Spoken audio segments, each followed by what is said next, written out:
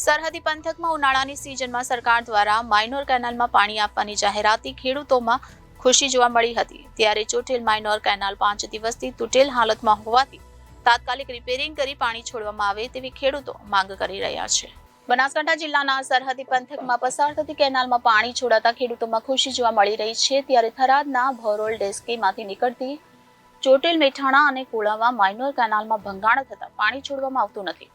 ચોટીલ ગામની સીમમાં minor canal તૂટતા તેને રિપેરિંગ કરી પાણી છોડવામાં આવતા પાછી કેનાલ તૂટી જતા છેલ્લા 5 દિવસથી ખેડૂતો રિપેરિંગ માટે નર્મદા નિગમના અધિકારીઓને ટેલિફોનિક રજૂઆત કરી રહ્યા છે। છતાં કેનાલ રિપેરિંગ ન થતા ચોટીલ ગામના આગેવાનો ખેડૂતો કેનાલ પર ભેગા મળી વિડીયો બનાવી વાયરલ કરી પોતાની આપવીતી જણાવતા કહ્યું હતું કે આ ચોટીલ કેનાલ 5 દિવસથી તૂટી ગયેલ છે।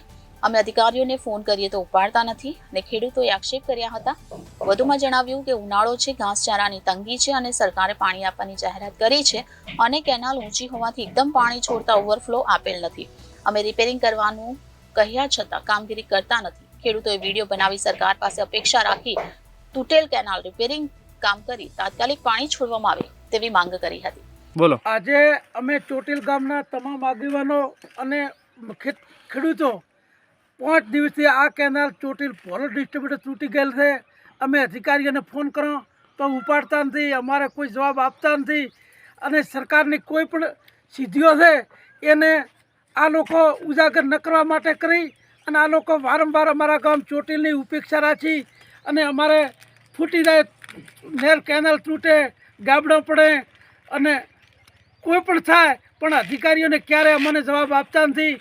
વારંવાર આવું અનેક વાર રજૂઆતો કરવા છતાં અમને ફોન કે રૂબરૂ છો તો થઈ જાય છે એટલું કહે છે પણ અમારું કામ અત્યારે ઉનાળો છે, ઘાસચારાની પૂરતી તંગી છે અને એક બાજુ સરકારે પાણી આપવાનો નિરાધાર કર્યો છે તો એક બાજુ આ અધિકારીઓ અમને ખોટા ટાઈમ વેસ્ટ કરાવીને કેનાલ એકદમ પાણી છોડાવી અને એકદમ કેનાલ ઊંચી હોવાને કારણે વારંવાર તૂટે, ઓવરફ્લો પણ આપેલ નથી અને છતાં તાત્કાલિક રિપેર કરવાનું કહો કે ગમે તે કહો અમે મદદ કરવા ખેડૂતો પણ એ લોકો અમને કોઈ જવાબ આપવા તૈયાર નથી।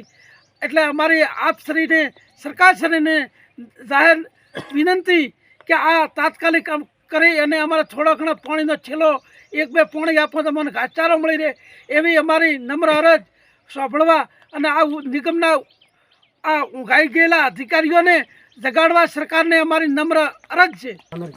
15/4/2024ના રોજ ગામવાસી બધા ભેગા થઈ અને હવે અમારે એનું શું કરવું?